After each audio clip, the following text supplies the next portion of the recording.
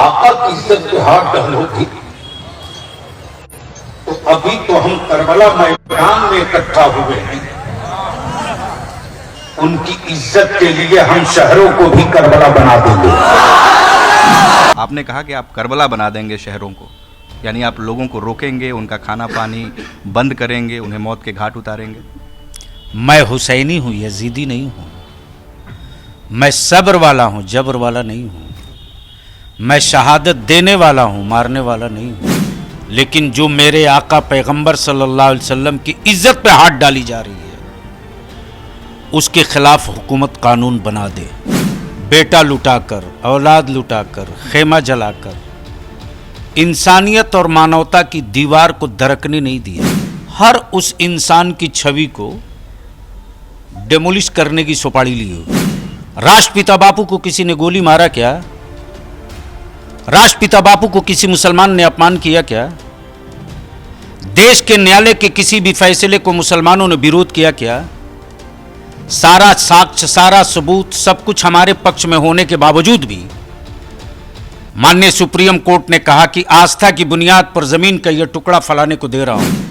है हिम्मत तो कोई बतावे कि किसी एक ने आवाज उठाई कि बगैर सबूत, बगैर तथ्य के तुमने कैसे आतंकवादी कह दिया? बताओ। अब मेरा टोन ही अगर किसी को डरावना लगे तो उसका इलाज क्या है? करबला इमाम हुसैन के सब्र के साथ बच्चों की शहादत की वजह से पहचाना जाता है कि करबला के यजीद लोगों को याद हैं, इमाम हुसैन का सब्र और संयम और साहस याद नहीं है। आपका बादशाह यजीद हो सकता है, मेरा बादशाह हुसैन है। इंसानियत का बादशाह हुसैन है, मानवता का बादशाह हुसैन है, सब्र का बादशाह हुसैन है। करबला यजीद की क्या औकात थी बनाने की? इस वक्त हमारे साथ जेडीयू के पूर्व एमएलसी गुलाम रसूल बलियावी साहब हैं। बलियावी साहब, आपका एक बयान बड़ा चर्चा का विषय बना हुआ है, हजारीबाग झारखंड में आपने दिया और आपने कहा कि हम शहरों को करबला बना देंगे। तो करबला तो बादशाह यजीद ने बनाया था, इमाम हुसैन और उनके साथ के 72 लोगों पर अत्याचार किया, जुल्म किया, हत्याएं की। तो ऐसा करने की आप बात क्यों कह रहे हैं? करबला यजीद की वजह से नहीं पहचाना जाता है, करबला इमाम हुसैन की वजह से पहचाना जाता है। करबला यजीद के जुल्म जबर से नहीं पहचाना जाता है, करबला इमाम हुसैन के सब्र से पहचाना जाता है। करबला यजीद की हुकूमत और हुक्मरानी से नहीं पहचाना जाता है, करबला इमाम हुसैन के सब्र के साथ बच्चों की शहादत की वजह से पहचाना जाता है। पर करबला बनाया तो बादशाह यजीद ने ही था ना। इमाम हुसैन तो जा रहे थे मदीना छोड़कर, उनको तो करबला में रोका यजीद ने, करबला बनाया यजीद ने। जाना वो चाहे जिस लिए जाता हो। आपने कहा कि आप करबला बना देंगे शहरों को, यानी आप लोगों को रोकेंगे, उनका खाना पानी बंद करेंगे, उन्हें मौत के घाट उतारेंगे। मैं हुसैनी हूँ, यजीदी नहीं हूँ। मैं सब्र वाला हूँ, जबर वाला नहीं हूँ। मैं शहादत देने वाला हूँ, मारने वाला नहीं हूँ।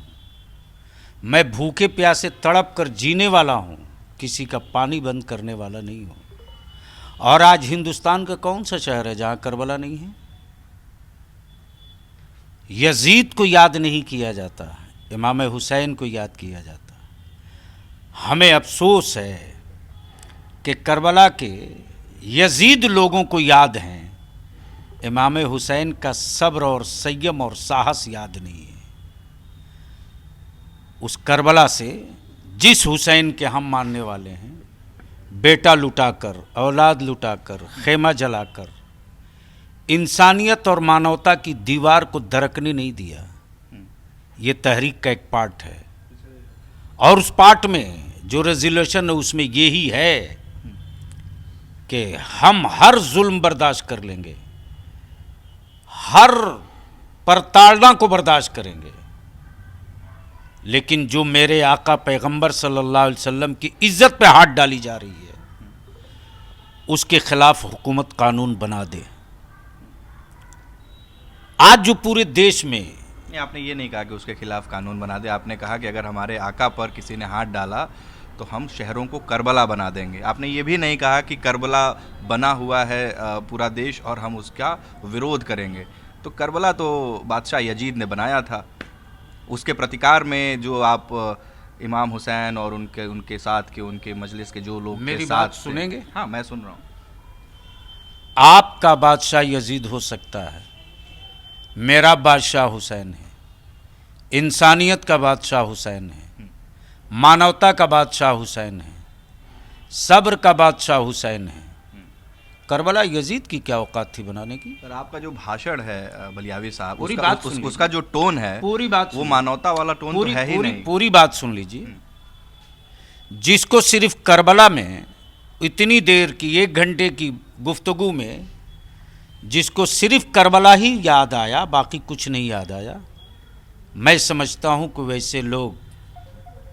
वैसे लोग हर उस इंसान की छवि को डेमोलिश करने की सुपारी लिए हुए हैं। आप पूरी बात क्यों नहीं सुनते? मैं तो आप सुन ही रहा हूँ। नहीं, पूरी वीडियो सुन लीजिए ना, पूरी क्लिप सुनिए ना। जहेज रोकने की भी बात है, वो आपने नहीं सुनी। बिल्कुल बिल्कुल सुनिए। उस पर आपने चर्चा नहीं किया। जिस पर विवाद हो रहा है, नहीं, दहेज रोकना तो अच्छी बात है ना। नहीं, आप जो नहीं। आपकी जो विवादित बयान है उस पर ज्यादा चर्चा हो रही है, तो मैं विवादित बयान पर आपका ले रहा हूँ। मैं दहेज पर भी आपसे बात करूंगा, जो आपने वहां पर लोगों को जिस तरीके से शादी करने के लिए, निकाह पढ़ने के लिए बोला, वो सब भी मैंने सुना। आपने उस अपने बयान में ये भी कहा कि कानून की किताब चाहे जितनी मोटी कर लो, हम अपने मजहब के मामले में वही मानेंगे जो हमारे रसूल ने कहा है। तो क्या आपके लिए संविधान, कानून का कोई मायने नहीं रखता भारत में? हमसे ज्यादा संविधान पर आस्था किसको है? बोलूंगा तो फिर दूसरा विवाद होगा। संविधान की कॉपियां मुसलमान ने कभी जलाया क्या? राष्ट्रपिता बापू को किसी ने गोली मारा क्या? राष्ट्रपिता बापू को किसी मुसलमान ने अपमान किया क्या? देश के न्यायालय के किसी भी फैसले को मुसलमानों ने विरोध किया क्या? सारा साक्ष्य, सारा सबूत, सब कुछ हमारे पक्ष में होने के बावजूद भी माननीय सुप्रीम कोर्ट ने कहा कि आस्था की बुनियाद पर जमीन का यह टुकड़ा फलाने को दे रहा हूं। कहीं विरोध में मुसलमान जुलूस निकाला क्या? कितना इम्तिहान लेंगे आप? कितना इम्तिहान लेंगे? आपने कहा कि दाढ़ी, टोपी और मंदिर, मस्जिद और मदरसे पर को टारगेट किया जा रहा है।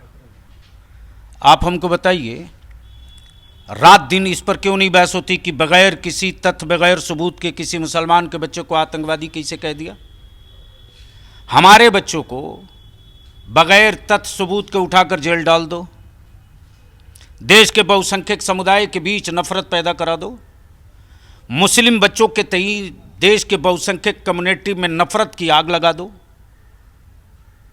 1 2 नहीं, 10 20 नहीं, सैकड़ों नहीं, कई सौ की तादाद में हमारे बच्चों को बगैर किसी सबूत के आतंकवादी कह के जेल डाला गया। न्यायालय से, अदालतों से बच्चे हमारे बेइज्जत बरी हुए। जो काम अदालत का था वो काम मीडिया कर रहा है। अदालत पहुंचा नहीं कि आपने चिल्लाना शुरू कर दिया, यह आतंकवादी है, यह दहशतगर्द है, यह आतंकवादी है, दहशतगर्द है। इनके खिलाफ किसी ने आवाज उठाई? इनके लिए कानून, संविधान है कि नहीं है? इनका कोई दायरा फिक्स है कि नहीं है? हिम्मत तो कोई बतावे कि किसी एक ने आवाज उठाई कि बगैर सबूत, बगैर तथ्य के तुमने कैसे आतंकवादी कह दिया? बताओ। आज तक बहस हुई? पार्लियामेंट में कभी बहस हुई? विधानसभा में कभी और चर्चा पत्रकार, मैंने तो कम से कम सवाल ये उठाए हैं कि किसी पर आरोप लग रहा है तो उसे आतंकवादी, उपद्रवी नहीं बोला जाना चाहिए जब तक कि कोर्ट अपना फैसला ना सुनाए। तो मैं अपनी गारंटी तो ले सकता हूं बलियावी साहब। तो मैं भी अपनी गारंटी पूरे देश को दे रहा हूं कि बलियावी संविधान, न्यायपालिका, समाज, समरसता, सद्भाव, भाईचारे के लिए खुद को शहीद हो सकता, कर सकता है, इसको टूटने नहीं देगा। इससे आगे की गारंटी। लेकिन भाषण आपका बड़ा एग्रेसिव था, तालियां बज रही थी, आपका जो टोन था वो बहुत एग्रेसिव था। क्या आपने वो बयान वापस से सुना? मैं उस बयान को, मैं क्या, मेरा बयान तो रोज सुनते रहता हूं, मैं ही बयान देता हूं, मुझको नहीं पता है। अब मेरा टोन ही अगर किसी को डरावना लगे तो उसका इलाज क्या है? आपने सेकुलर पार्टियों का भी जिक्र किया अपने बयान में कि झारखंड में जिस तरीके से गोलियां चली, रांची में जो प्रदर्शन हुए थे नुपुर शर्मा के बयान के विरोध में, उसमें युवक को गोली भी लगी, कई लोग जख्मी हुए। आपने सेकुलर पार्टियों का जिक्र किया। क्या आपको लगता है कि आपकी पार्टी जेडीयू, आरजेडी या वहाँ पर हेमंत सोरेन की पार्टी इस तरह के मुद्दों पर खुलकर विरोध नहीं करते, अपना बयान नहीं देते, अपना स्टैंड नहीं क्लियर करते? हम तो सबसे आग्रह कर रहे हैं ना, हम तो इल्तिजा कर रहे हैं, अनुरोध कर रहे हैं कि 2 कानून बना दीजिए। एक कानून नामूसे रिसालत का, और सिर्फ मेरे पैगंबर ही की नहीं, हम तो कह रहे हैं हर उस धर्म के महानुभाव जो आस्था के केंद्र बिंदु हैं, उन प्रतिष्ठित और महान भाव लोगों के लिए कानून बना दो आप, कि अगर इनकी कोई अपमान करेगा तो देशद्रोह का केस लगेगा। बना दो। हम तो डिमांड कर रहे हैं, आखिरी सांस तक करेंगे, कि जिस तरह से देश में बगैर सबूत के आतंकवादी कह देना, बगैर किसी सबूत के जिहादी कह देना, बगैर किसी सबूत के टेररिस्ट बता देना, यह आम पेशा बन गया है। इसलिए अब ज़रूरत आ गई है, जो गांव की फीलिंग है, समाज की फीलिंग है, और पाले हुए जो लोग रात दिन इस काम को कर रहे हैं, उनको लगाम लगाने के लिए ज़रूरत आ गई है कि जिस तरह हमारे दलित भाइयों को समाज में इज्जत और प्रतिष्ठा के साथ जीने के लिए SC ST एक्ट बना है, वक्त आ गया है कि उसी तरह उन्हीं धाराओं के साथ मुस्लिम सेफ्टी एक्ट बना दीजिए। हम आपको धन्यवाद भी करेंगे, स्वागत भी करेंगे। नुपुर शर्मा का जो विवाद है वो तो काफ़ी पुराना हो गया, अचानक से उसे सामने लाना, और चूँकि उनके ऊपर FIR भी है, वापस से उस मुद्दे को उठाने के पीछे क्या कोई मकसद है? ये कौन है, इनको मैं नहीं जानता हूँ, उनको आप जानते होंगे। FIR तो रोज़ होता है, बहुतों पर हुआ है, गिरफ्तारी होती है क्या? हुई है क्या? पूरी दुनिया में भारत का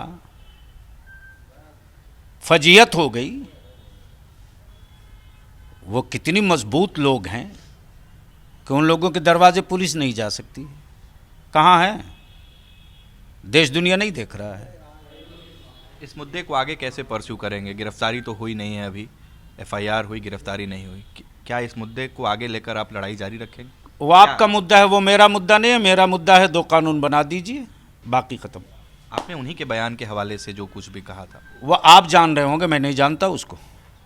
नीतीश कुमार हों, तेजस्वी यादव हों, लालू यादव हों, क्या आपको लगता है कि मुस्लिमों के मुद्दे पर ये नेता खुलकर अपना स्टैंड रखते हैं? आप हमारे इशू को डाइल्यूट मत कीजिए। जो बयान आपने दिए, क्या आप अभी उस पर कायम हैं अभी भी आप, या आपको लगता है कि उसमें आप फेरबदल करना चाहेंगे? अंतिम सांस तक, मरते दम तक उस पर कायम रहूंगा। तो गुलाम रसूल बलियावी, जिनका कहना है कि जो बयान उन्होंने हजारीबाग में दिए उस पर वो पूरी तरह से कायम है। उत्कर्ष कुमार सिंह, अनसीन इंडिया, पटना।